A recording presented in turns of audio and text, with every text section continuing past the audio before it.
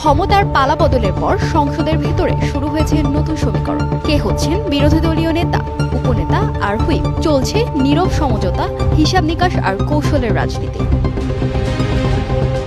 সদ্য সমাপ্ত জাতীয় সংসদ নির্বাচনে উল্লেখযোগ্য সাফল্য পেয়েছে বাংলাদেশ জামায়াতে ইসলামী ও তাদের নেতৃত্বাধীন ১১ দলীয় জোট। জামায়াতে ইসলামী এককভাবে পেয়েছে ৬৮ আসন, এনসিপি ৬টি এবং খেলাফত মজলিস ৩টি। সব মিলিয়ে জোটের দখলে মোট ৭৭টি সংসদীয় আসন।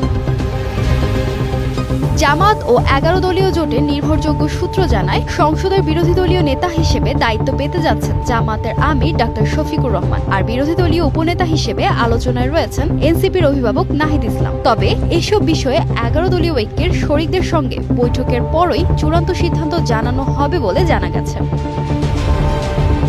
সংসদে বিরোধী দলীয় চিফ হুইপ ও হুইপ পদ নিয়েও চলছে জোর আলোচনা।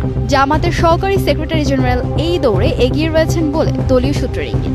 এদিকে সম্মানজনক সংসদীয় পদে আসতে পারেন ইসলামী ছাত্র শিবিরের সাবেক কেন্দ্রীয় সভাপতি মাওলানা রফিকুল ইসলাম খান, ঢাকা মহানগর দক্ষিণের আমির নুরুল ইসলাম বুলবুল, সেক্রেটারি ডক্টর শফিকুল ইসলাম মাসুদ, চট্টগ্রামের শাহজাহান চৌধুরী এবং সাতক্ষীরার গাজী নজরুল ইসলাম। সূত্র জানায়, বিরোধী দল থেকে একজন ডেপুটি স্পিকার হওয়ার সম্ভাবনা রয়েছে। এক্ষেত্রে আলোচনায় আছেন দলের সাবেক আমির মাওলানা মতিউর রহমান নিজামীর ছেলে ব্যারিস্টার নজিমুর রহমান মোমেন এবং মীর কাসেম আলীর ছেলে ব্যারিস্টার আহমদ বিন কাসেম আরমান। তবে সম্ভাবনার পাল্লা আপাতত ব্যারিস্টার নজিমুর রহমান মোমেনের দিকেই ঝুঁকছে। অন্যদিকে ১১ দলীয় জোটের শরিক এনসিপির দক্ষিণাঞ্চলের মুখ্য সমন্বয়ক হাসনাত আব্দুল্লাহকেও বিরোধী দলের হুইপ করা হতে পারে বলেও আলোচনা রয়েছে।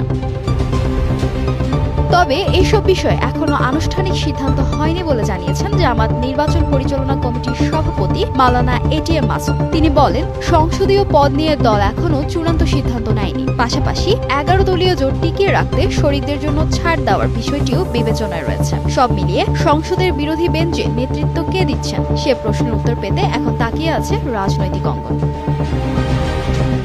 ফাহিমা সুরভি, নিউজ ডেস্ক, গ্লোবাল টেলিভিশন।